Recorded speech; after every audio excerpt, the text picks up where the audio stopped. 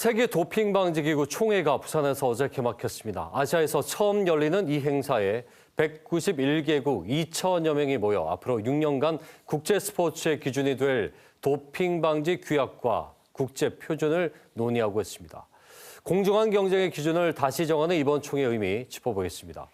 국내에서 처음으로 도핑 방지 강의를 개설한 국립부경대 스마트 헬스 케어학부 김대희 교수 저희 스튜디오에 모셨습니다. 예, 어서 오십시오, 교수님. 반갑습니다. 네, 반갑습니다. 자, 세계 도핑 방지 기구가 어떤 기구인지부터 설명을 좀 해주시죠. 네, 세계 도핑 방지 기구는 여러분들이 잘 아시는 국제 올림픽 위원회 IOC와 그다음에 각국이 50대 50으로 출연을 해서 만든 국제 기구로서요. 이 스포츠계에서의 어떤 도핑 방지를 위한 규범 제정이라든지 예. 아니면 감독을 총괄하는 국제 기구고 그 국제 기구 산하의 각 국가별로 도핑 방지 기구가 있습니다. 그래서 우리 예. 한국에도 한국 도핑 방지 위원회 카다라고 설치되어 있습니다. 그렇군요. 스포츠에 대한 관심이 높아질수록 사실 이제 이 정의롭지 못한, 공정하지 못한 승부를 제어하기 위한 강제성이 좀 필요한데 도핑 방지 기구가 그런 역할을 하고 있는 거고. 네, 맞습니다. 그리고 예전에 이제 약물이라고 많이 표현했는데 지금 이제 도핑이라고 표현들을 하고 있죠. 그 6년 주기로 열려요. 아시아에서 처음 열리고 부산이 또 처음입니다. 그게 부산에서 열리는 건데 자, 어떤 의미가 있는지부터 좀 짚어볼까요? 네, 이 세계 도핑 방지 총회는 1999년 로잔에서 처음 이제 시작을 했고요. 그다음부터 이제 6년째 예. 기간으로 계속 열리고 있고 이제 6번째로 이제 저희 부산에서 열리는데 예, 그 동안에는 뭐 유럽이라든지 아프리카, 중동 중심으로 열려왔습니다. 근데 아시아에서 이렇게 처음 열린다는 가장 예. 큰 의미는 어떻게 보면 이제 이러한 국제 스포츠의 어떤 정책의 중심이 이제 유럽에서 아시아로 옮겨지고 있다라는 큰 예. 의미가 있고요. 네, 또 마찬가지로 이 부산에서 개최되는 이 개최지의 의미가 단순히 어떤 개최지로서의 의미가 아니라 우리 대한민국이 그동안 어떤 도핑 방지와 관련된 역량이라든지 네네. 아니면 공정한 스포츠 환경을 조성하기 위해서 어떤 정부의 정책들의 어떤 노력들을 인정받아서 어떻게 보면 국제 스포츠계가 이 대한민국의 그러한 이 공정한 스포츠 환경, 역량, 정책들을 예. 인정한 사례라고 말씀드릴 수 있겠습니다. 뭐 우리 선수들이 워낙 뛰어나다 보니까 뭐 스포츠 위상이 높아진 것도 있겠지만 말씀하신 대로 스포츠의 여러 환경들, 행정적인 부분까지도 우리가 많이 앞서가고 시작했다라고 또 정리할 수가 있겠죠. 도핑 역사를 짚어보면요. 충격적인 사건들. 일단은 서울올림픽 때 벤 존슨이 100m 세계 신기록을 그때 세웠던 걸로 기억을 하는데 결국은 이제 도핑으로 금메달도 박탈당하고 선수도 자격 정지를 당했었죠. 그리고 또 소테니코바, 김연아 선수를 이었던 뒤늦게 이제 자기가 도핑을 했었다. 그렇게 얘기를 하기도 했었어요. 계속 이렇게 반복되는 위험성에 대해서도 알면서도 그 이유가 뭘까요? 뭐 단도직입적으로 말씀드리면 효과성이 너무 좋으니까 예, 결국은 이러한 약물의 효과가 너무나 좋고 예. 결국은 우리 스포츠에서도 가장 핵심은 경기에서 우승하고 성과를 내야 되다 보니까 아무래도 선수들이 이런 약물의 효과 또 약물의 유혹에 쉽게 예. 넘어가는 그런 문제가 있다라고 말씀드릴 수 있겠고요. 예. 또 예. 마찬가지로 여러분들도 아마 겪어보셨겠지만 뭐 불안할 때 뭐 청심환을 먹는다든지 그렇죠. 아니면 뭐 몸이 컨디션이 떨어졌을 네. 때 수약 한번 맞고 나면 몸이 막 컨디션이 너무 좋아지는 것처럼 그런 효과가 너무 좋다 보니까 아무래도 선수들이 그러한 유혹에 약할 수밖에 없지 않나 생각됩니다. 뭐 승부 조작과 함께 가장 스포츠에서 이 경계해야 되고 있어서는 안 될 일이 또 도핑이지 않겠습니까?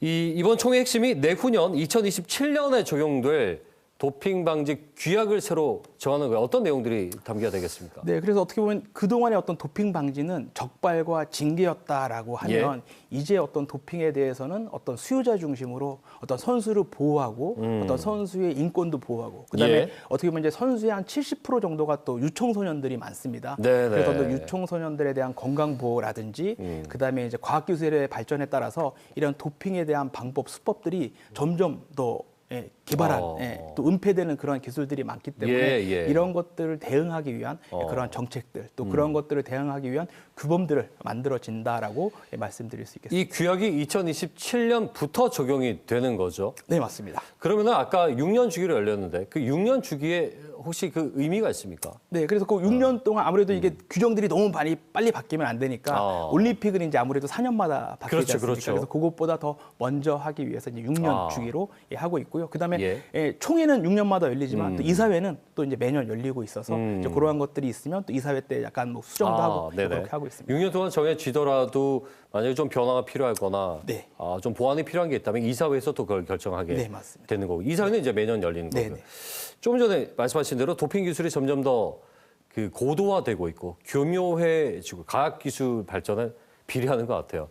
이 유전자 도핑이란 것도 등장했더라도 이게 뭐 어떤 것이고 그리고 이런 것들에 대해서 대응 수위는 어떻게 하는 게 좋겠습니까? 네, 그래서 도핑이 예전에는 그냥 약물만 있었는데 이제는 약물에서 이제 생체 개입으로 넘어가고 이제는 유전자나 세포 조작으로 넘어가고 있습니다. 그래서 이제는 약물이 없는 도핑도 이제 이루어지고 있고요. 또 흔히 얘기했던 뭐 기술 도핑, 뭐 장비를 사용한다든지 이런 것들이 지금 빠르게 이동하고 있고 또 마찬가지로 이 마이크로 도징이라든지 아니면 또 지능형 도핑이라 그래서 이 약물을 아주 미세하게 주입을 해서 도핑에 적발되지 않게끔 그다음에 또 금지 약물에 적용되지 않는 그 최하 수치만큼만 또 약물을 주입하는 그러한 도핑 설계도 이루어지고 있기 때문에 이러한 것들에 대해서 그동안의 어떤 약물, 금지 약물 중심의 어떤 저희 도핑 처벌, 도핑 어떤 규정들이 이제는 과학기술의 발전에 따라서 이러한 것들을 좀 선제적으로 대응할 수 있게끔 뭐 법, 기술, 윤리, 정보 이런 복합적인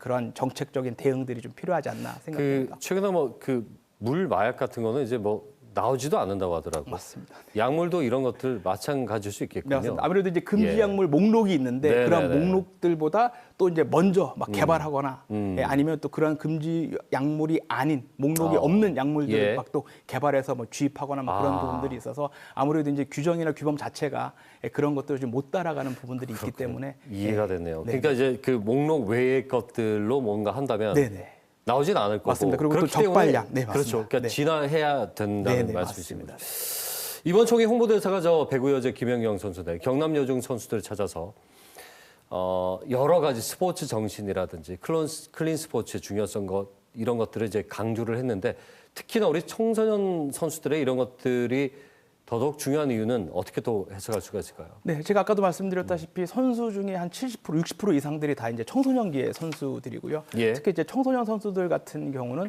성장기에 있기 때문에 이러한 도핑 방지가 엄청나게 중요합니다. 특히 성장기에 이런 한 번의 도핑으로 이 건강이 손상돼서 평생 또 치명적인 그런 장애를 얻고 살아가는 경우도 있기 때문에 이 청소년기에 있던 도핑 교육들은 엄청나게 중요하고요. 또 어제 또 우리 김연경 선수가 경남 여중까지 직접 방문해서 교육을 했는데 이렇게 어떤 어린 선수들이 어떤 롤 모델인 이 세계적인 선수가 와서 교육을 하면 뭐 강의라든지 아니면 이 교육의 효과가 훨씬 더 좋기 때문에 청소년한테는 이러한 교육들이 100번의 어떤 교육보다는 훨씬 더 효과적일 거고 또 김연경 선수도 정말 열의를 다해서 어제 교육을 잘 해주어가지고 청소년들이 단순하게 이런 도핑 방지가 어떤 자기 몸에 들어가는 어떤 약물보다는 실제적으로 어떤 정정당당한 스포츠 환경을 조성하고 그다음에 클린 스포츠 환경을 조성할 수 있는 그런 문화적인 가치를 저희가 청소년 교육을 통해서 이루어져야 된다고 보고 있습니다.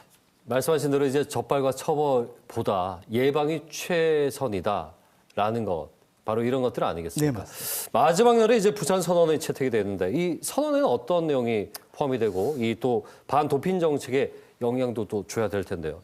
네, 그래서 마지막 날 이제 발표되는 부산 선언은 뭐 제가 뭐 감히 예측하기는 좀 힘들겠습니다만 아무래도 이제 앞으로 6년간 이 세계 도핑 방지 정책이나 규범의 어떤 나침판이 이제 될 거고요. 그래서 그 동안의 어떤 도핑에 대한 선언들은 약물 없는 스포츠였습니다. 그런데 이제 앞으로의 어떤 이 도핑 정책의 방향들은 선수 보호. 그다음에 또 선수 인권을 강조하는 이 수요자 중심의 정책이 될 거고요. 또 마찬가지로 아까 말씀드린 대로 과학기술 발전에 따라서 우리가 어떻게 단순하게 적발하고 처벌하는 것보다 이 도핑을 예방할 수 있고 또 도핑을 효과적으로 방지할 수 있는 쪽으로 아마 정책이 바뀔 거고 또 이러한 이 정책의 어떤 변화는 앞으로 이 부산 선언을 이 세계 스포츠계가 아마 많이 주목하지 않을까 생각합니다. 부산이 이번에 전국체전에서도 위상을 보여줬고 또 4대 스포츠도 다 했지 않습니까? 우리 시민들도 많은 관심을 좀 가져주면 좋을 것 같아요. 오늘 말씀 여기까지 듣겠습니다. 고맙습니다.